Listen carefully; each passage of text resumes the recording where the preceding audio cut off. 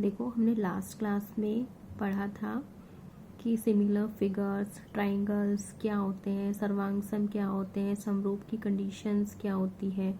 तो उसी से रिलेटेड आपकी एक्सरसाइज है 6.1, जिसमें पहला क्वेश्चन दे रखा है फिल इन द ब्लैंक्स है। आपको बताना है कि पहले क्वेश्चंस में सभी व्रत सर्वांगसम होते हैं या सभी व्रत समरूप होते हैं। तो बेटा आपको इस टाइप के क्वेश्चंस करने के लिए सर्वांगसम और समरूप दोनों की कंडीशंस पता होनी चाहिए, दोनों की कंडीशंस होती क्या है।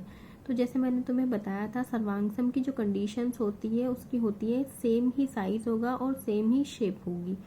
लेकिन समरूप में क्या था कि वो दिखने में तो एक जैसे होंगे, क्या बताया था, दिखने में एक जैसे होंगे लेकिन उनका जो साइज है वो छोटा या बड़ा हो सकता है।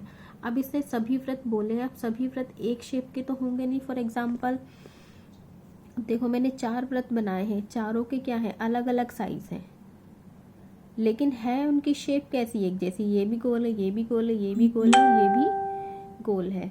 तो इस तरीके से हम क्या बोल सकते हैं, तो इसमें कौन सी कंडीशन अप्लाई हो रही है, समरूप वाली। तो इसलिए हम कह सकते हैं सभी व्रत क्या होंगे, समरूप होंगे। क्वेश्चन नंबर 2 आपका कहता है सभी वर्ग समरूप होंगे या सभी वर्ग आपके सर्वांगसम होंगे। फिर से सभी वर्ग की बात कर रहे हैं। सभी वर्ग में छोटा, बड़ा, उससे बड़ा भी हो सकता है, इससे बड़ा मैं ले लूँ, हो सकता है। तो फिर से वही कंडीशन है कि दिखने में तो एक जैसे हैं लेकिन उनका साइज क्या है, अलग अलग है। तो फिर से इसमें समरूप की कंडीशन अप्लाई हो रही है। तो पहले और सेकंड दोनों में आपका आंसर क्या आ जाएगा, समरूप आ जाएगा। थर्ड वाले में पूछा है सभी त्रिभुज समरूप होते हैं। सभी पहले में ले लो, समद्विबाहु त्रिभुज समरूप होते हैं या सभी समबाहु त्रिभुज समरूप होते हैं। अब देखो पहले आपको पता होना चाहिए समद्विबाहु त्रिभुज कौन सा होता है और समबाहु त्रिभुज कौन सा होता है। जो आपका समद्विबाहु त्रिभुज होता है, समद्विबाहु नाम से ही है, सम माने समान, द्वि माने दो भुजा, जिसकी दो भुजा समान होती है उस त्रिभुज को हम कहते हैं समद्विबाहु त्रिभुज। और समबाहु जिसमें तीनों भुजा बराबर होती है। तो जिसमें तीनों भुजा बराबर होंगी तो वो क्या होगा हमारा, सभी त्रिभुज समरूप होते हैं।